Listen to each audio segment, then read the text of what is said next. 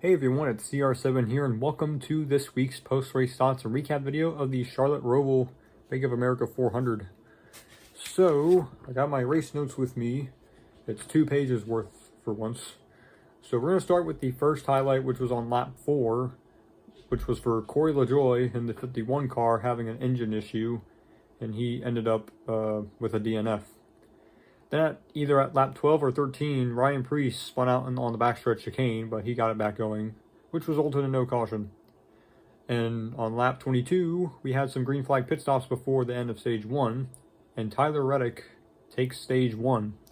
Stage 2 began on lap 30, and on lap 31, Austin Dillon spun out in turn 7, and Tyler Reddick comes in a little hot in turn 7 and slams into the 11 of Denny Hamlin.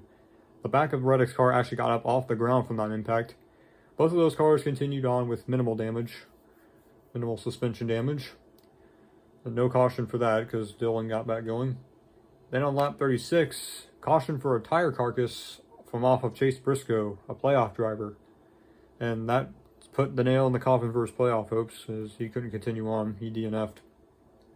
Restart on lap 39, and on that restart, Brad Keselowski got spun in turn 7. He got back going. Then on lap 41, in the same turn, Ross Chastain gets spun as well. That resulted in no caution either because he got it back going. And then on lap 48, we had some more pre-stage end pit stops. And Alex Bowman ended up getting the stage win, getting some playoff points, or actually a single playoff point in stage points. Then final stage begins on lap 55, and on lap 56, Ross Chastain gets spun in the final turn, and John Hunter Nemechek slightly collides with him. And then after that, caution came out for debris off of John Hunter's car, I do believe. And also at that same time, Ty Gibbs went behind the wall for some reason. Restart on lap 60, and on lap 62, Shane Van Gisbergen spins in turn 7 along with Chris Buescher. Those two got back going. And also on lap 70, Todd Gilliland got spun by Shane Van Gisbergen in turn 7. Turn 7 has been Calamity Corner all race, or should I say the new and improved, or not so improved, I guess, for some. This is a tighter turn. Turn 7 has been the action corner all race. Then final green flag pit stops happened on lap 71. And on lap 81, Austin Dillon had a wheel fall off after the left front tire changer couldn't get it on. So that's going to be a penalty for the 3 team sometime this week. Restart on lap 84, page number 2. So we're going to start off on page 2.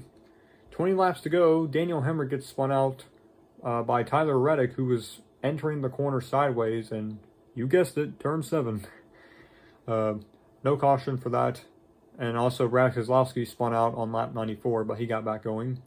And nothing else happened other than some fluctuations in the playoff standings, as Kyle Larson easily seals the deal and wins the Charlotte Roval. And the drivers that were eliminated were Chase Briscoe, obviously, because he was like 60 points below. Daniel Suarez was eliminated. Austin Cindric and Joey Logano was eliminated because Tyler Reddick passed him in the cutoff. Because Reddick took tires there towards the end, so he gained positions. So congratulations to Kyle Larson for winning the race. He was already advanced into the round of 8 prior to the win. So anyways, that concludes the race recap. Now to my personal thoughts. This race had a lot of action in turn 7. I'm guessing turn 7 was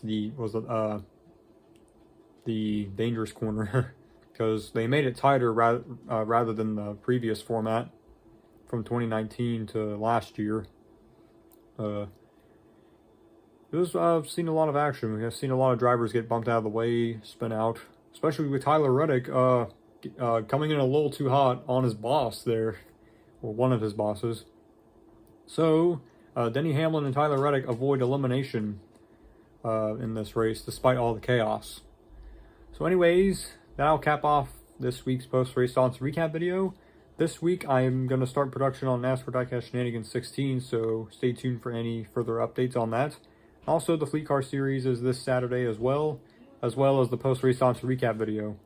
So anyways, that'll cap off the video. Subscribe for more, and I'll see you in the next one. Bye-bye.